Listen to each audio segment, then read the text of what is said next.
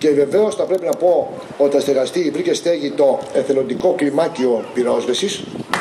Δεν είχε στέγη,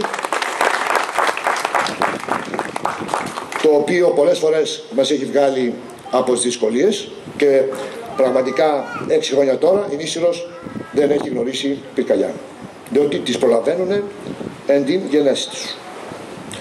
Θα πρέπει να πω ότι θα στεγαστούν οι δασοφυλακοί, βεβαίως το λιμεναρχείο, ο λιμενικός σταθμός Νησύρου, ο αστυνομικός σταθμός Νησύρου, το τελωνείο. Και θα πρέπει να πω το εξής για το τελωνείο.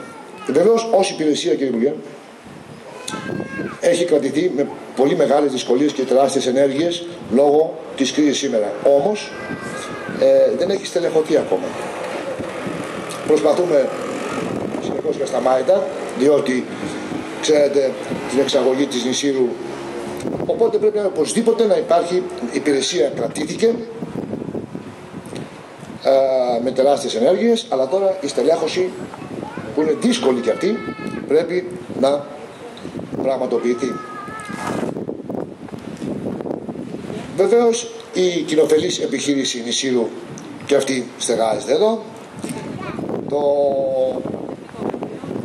δημοτικό τεχνικό γραφείο ο κ. Τσοπανάκης, αυτός δεν είναι, το είπε ο κ. Πρόεδρος στον καφέ.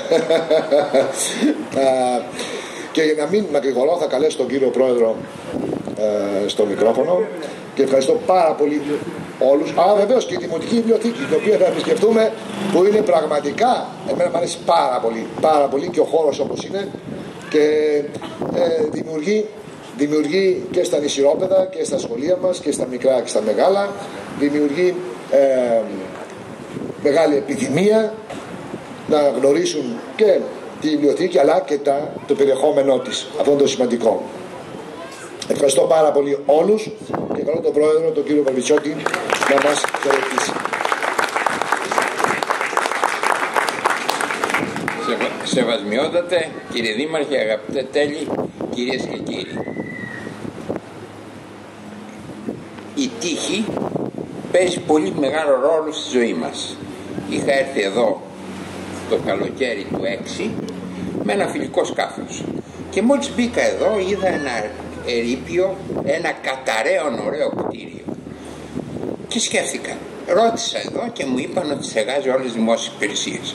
Σκέφτηκα λοιπόν ότι είναι ντροπή για το κράτος ένα τέτοιο κτίριο που στεγάζει όλες τις δημόσιες υπηρεσίες να είναι ξεβαμμένο, να είναι ένα θέαμα το οποίο ήταν αποκρουστικό.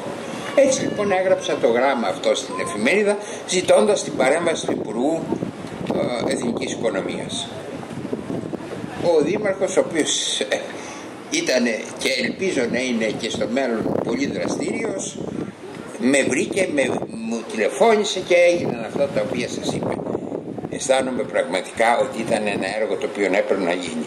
Όχι έπρεπε να γίνει για το νησί, έπρεπε να γίνει για τον τόπο, για την Ελλάδα. Διότι εδώ όλοι οι ξένοι, οι οποίοι έρχονται, όλοι, οι λίγοι, οι πολλοί, δεν μπορούν να βλέπουν μια Ελλάδα η οποία να καταραίει. Και ήταν καταρρεύσει αυτό το κτίριο.